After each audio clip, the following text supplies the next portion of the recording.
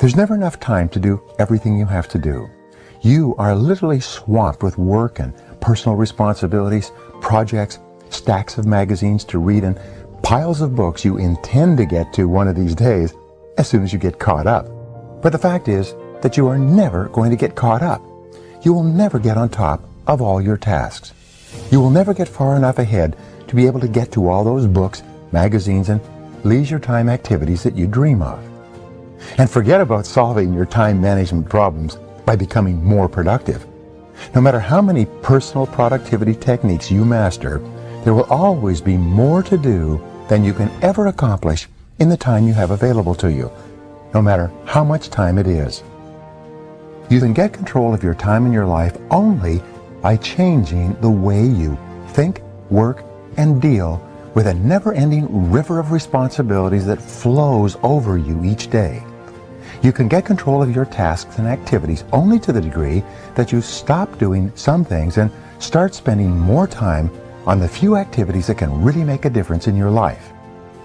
If you're like most people today, you are overwhelmed with too much to do and too little time. As you struggle to get caught up, new tasks and responsibilities just keep rolling in like the tides. Because of this, you will never be able to do everything you have to do. You will never be caught up. You will always be behind in some of your tasks and responsibilities, and probably in many of them.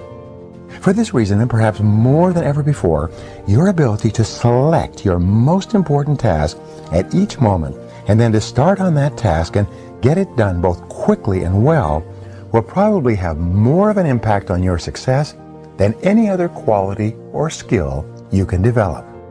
It's been said for many years that if the first thing you do each morning is to eat a live frog, you can then go through the day with the satisfaction of knowing that is probably the worst thing that's going to happen to you all day long.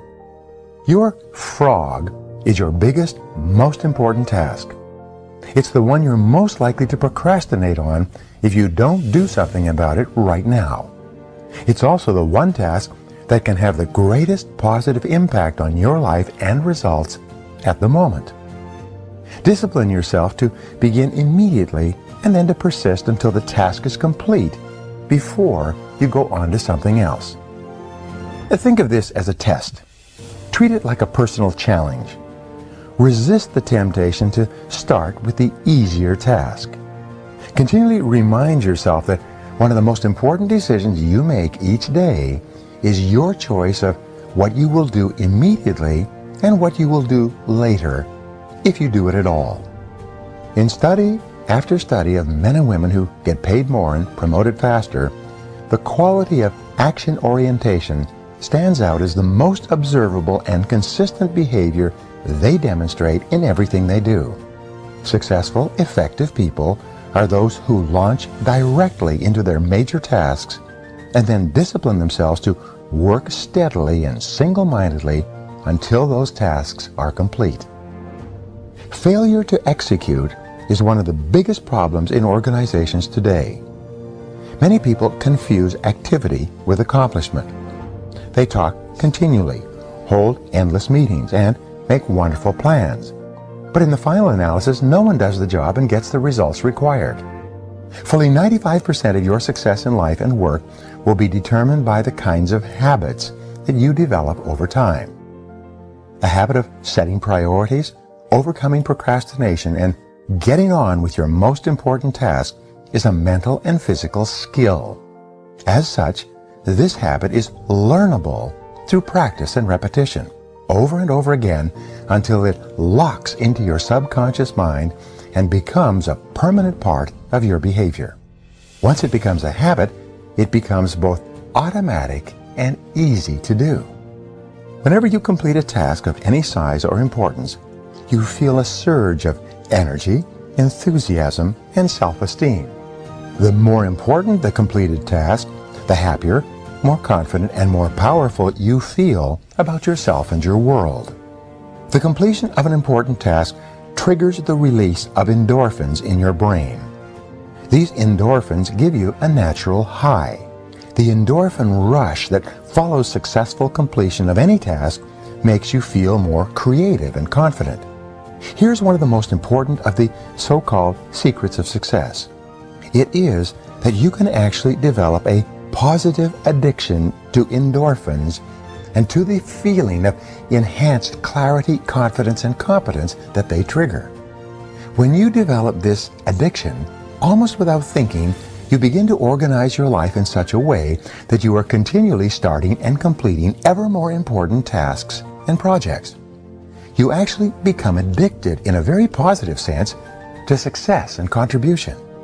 One of the keys to your living a wonderful life, having a successful career, and feeling terrific about yourself is for you to develop the habit of starting and finishing important jobs. At that point, this behavior will take on a power of its own, and you'll find it easier to complete important tasks than not to complete them. Practice is the key to mastering any new skill. Fortunately, your mind is like a muscle. It grows stronger and more capable with use. With practice, you can learn any behavior or develop any habit that you consider either desirable or necessary. You need 3 qualities to develop the habits of focus and concentration, which are all learnable. They are decision, discipline, and determination. First, make a decision to develop the habit of task completion. Second, discipline yourself to practice the principles you're about to learn until you master them. And finally, back everything you do with determination until the habit is locked in and becomes a permanent part of your personality.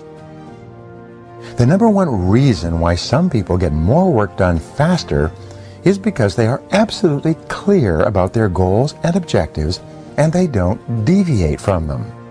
The more clear you are about what it is you want and what you have to do to achieve it, the easier it is for you to overcome procrastination, eat your frog, and get on with the completion of the task. Here's a great rule for success. Think on paper. Only about 3% of adults have clear, written goals. These people accomplish 5 and 10 times as much as people of equal or better education and ability, but who, for whatever reason, have never taken the time to write out exactly what it is they want. There's a powerful formula for setting and achieving goals that you can use for the rest of your life. It consists of 7 simple steps. Taking any one of these steps can double and triple your productivity if you're not currently using it. Step number 1, decide exactly what you want.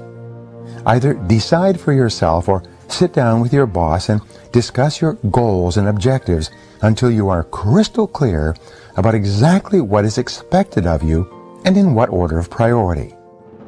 One of the very worst uses of time is to do something very well that need not be done at all. Stephen Covey says, before you begin scrambling up the ladder of success, make sure that it's leaning against the right building. Step number 2, write it down. Think on paper. When you write down your goal, you crystallize it and give it tangible form. You create something that you can touch and see. On the other hand, a goal or objective that's not in writing is merely a wish or a fantasy. It has no energy behind it. Unwritten goals lead to confusion, vagueness, misdirection, and numerous mistakes. Step number 3, set a deadline on your goal. A goal or decision without a deadline has no urgency. It has no real beginning or end. Without a definite deadline accompanied by the assignment or acceptance of specific responsibilities for completion, you will naturally procrastinate and get very little done. Step number 4, make a list of everything that you can think of that you're going to have to do to achieve your goal. As you think of new activities, add them to your list. Keep building your list until it is complete. A list gives you a visual picture of the larger task or objective. It gives you a track to run on. It dramatically increases the likelihood that you will achieve your goal as you have defined it and on schedule. Step number 5, organize the list into a plan. Organize your list by priority and sequence. Take a few minutes to decide what you need to do first and what you can do later. Decide what has to be done before something else and what needs to be done afterwards. Even better, lay out your plan visually in the form of a series of boxes and circles on a sheet of paper. You'll be amazed at how much easier it is to achieve your goal when you break it down into individual tasks. With a written goal and an organized plan of action, you will be far more productive and efficient than someone who is carrying his goals around in his mind.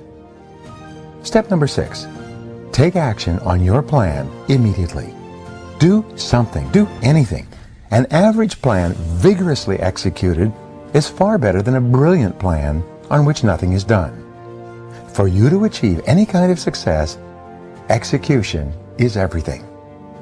And finally, step number 7. Resolve to do something every single day that moves you toward your major goal.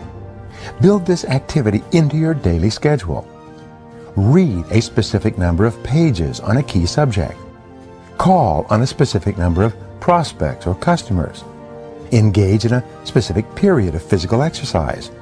Learn a certain number of new words in a foreign language. Never miss a day. Keep pushing forward.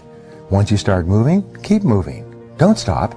This decision, this discipline alone can make you one of the most productive and successful people of your generation.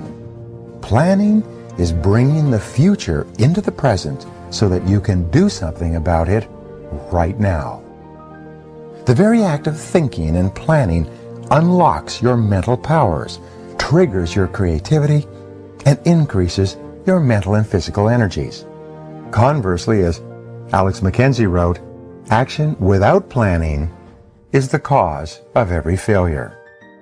Your ability to plan well in advance of acting is a measure of your overall competence. The better the plan you have, the easier it is for you to overcome procrastination, to get started, to eat your frog, and then to keep going. The good news is that every minute spent in planning saves as many as 10 minutes in execution. It takes only about 10 or 12 minutes for you to plan out your day, but this small investment of time will save you at least 2 hours, 100 to 120 minutes in wasted time and diffused effort throughout the day. You may have heard of the 6P formula for time management.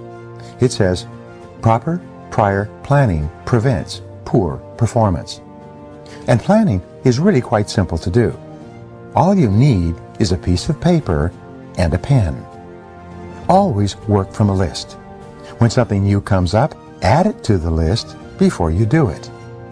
You can increase your productivity and output by 25% or more from the very first day that you begin working consistently from a list. Make your list the night before, at the end of the workday. Move everything that you've not yet accomplished onto your list for the coming day, and then add everything that you have to do the next day. When you make your list the night before, your subconscious mind works on your list all night long while you sleep. Often, you will wake up with great ideas and insights that you can use to get your job done faster and better than you had initially thought.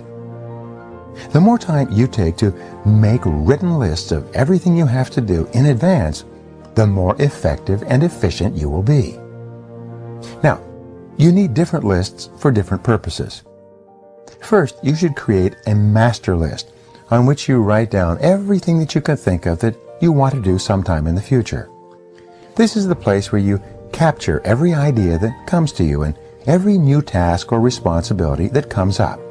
You can sort out the items later. Second, you should have a monthly list that you make up at the end of the month for the month ahead. This may contain items transferred from your master list. Third, you should have a weekly list where you plan your entire week in advance.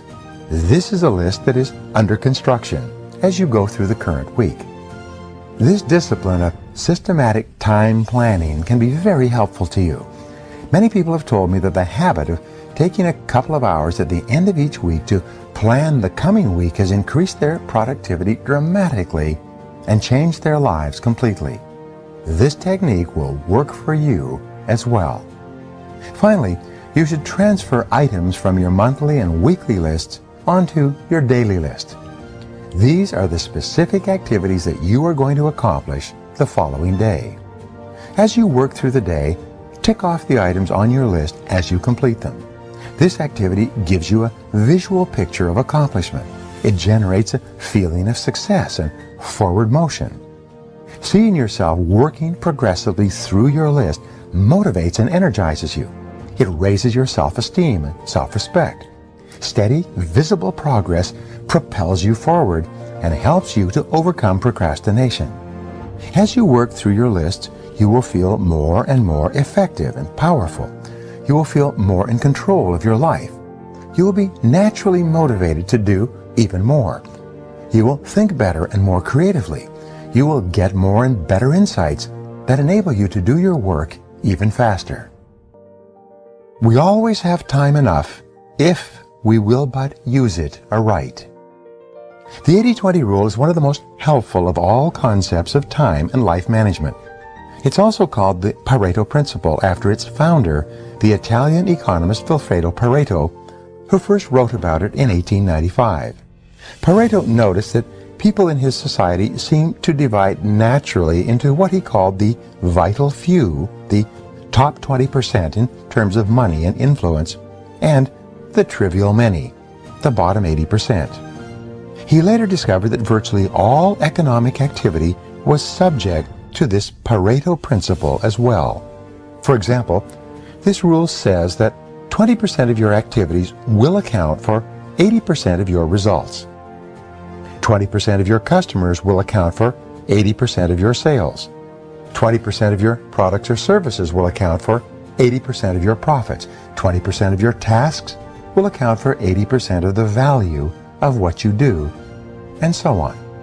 This means that if you have a list of 10 items to do today, 2 of those items will turn out to be worth as much or more than all the other 8 items put together. Here's an interesting discovery. Each of these tasks may take the same amount of time to accomplish, but 1 or 2 of these tasks will contribute 5 or 10 times the value of any of the others. Often, one item on a list of 10 tasks that you have to do can be worth more than all the other 9 items put together. This task is invariably the frog that you should eat first. Can you guess on which items the average person is most likely to procrastinate? You're right. The sad fact is that most people procrastinate on the top 10 or 20% of items that are the most valuable and important, the vital few. They busy themselves instead with the least important 80%, the trivial many, that contribute very little to results. You often see people who appear to be busy all day long but seem to accomplish very little. This is almost always because they are working on tasks that are of low value, while they procrastinate on the 1 or 2 activities that could make a real difference to their companies and to their careers. The most valuable tasks you can do each day are often the hardest and most complex. But the payoff and rewards for completing these tasks efficiently can be tremendous. For this reason, you must adamantly refuse to work on tasks in the bottom 80% while you still have tasks in the top 20% left to be done.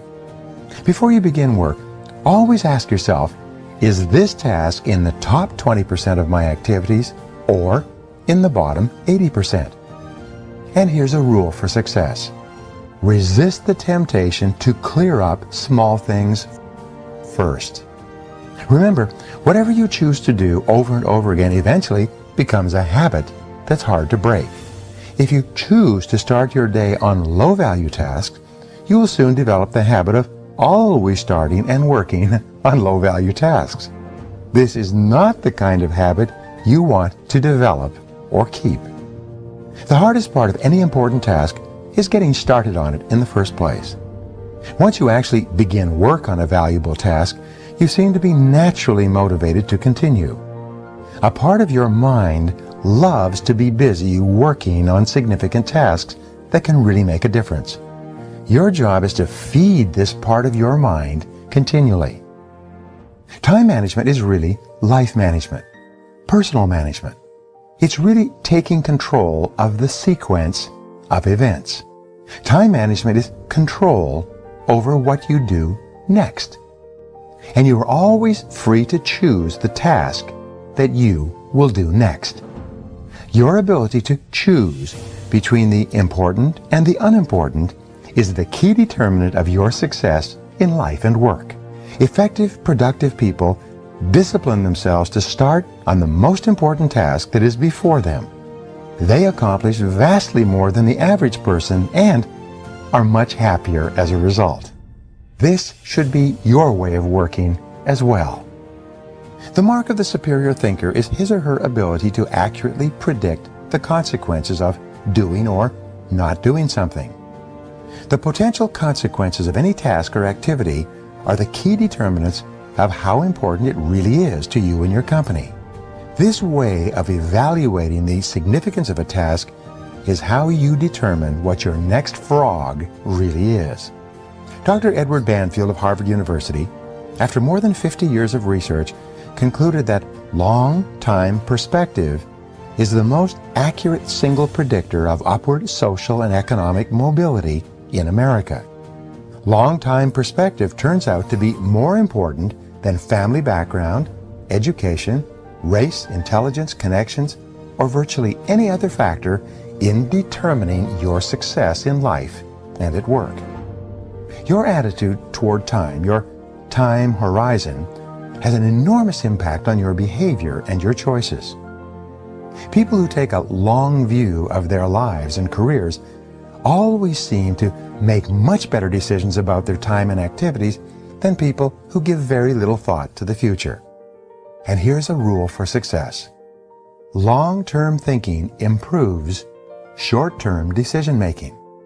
Successful people have a clear future orientation. They think 5, 10, and 20 years out into the future. They analyze their choices and behaviors in the present to make sure that they are consistent with the long-term future that they desire.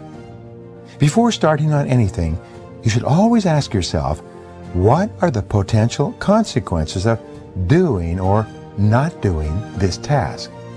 And here's another rule for you. Future intent influences and often determines present actions.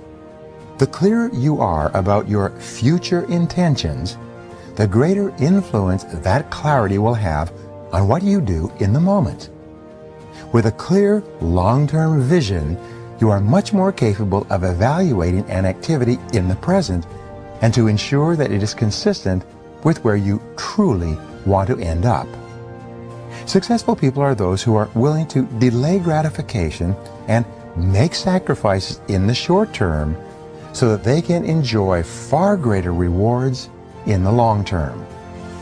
Unsuccessful people, on the other hand, think more about short-term pleasure and immediate gratification while giving very little thought to the long-term future. If a task or activity has great potential positive consequences, make it a top priority and get started on it immediately.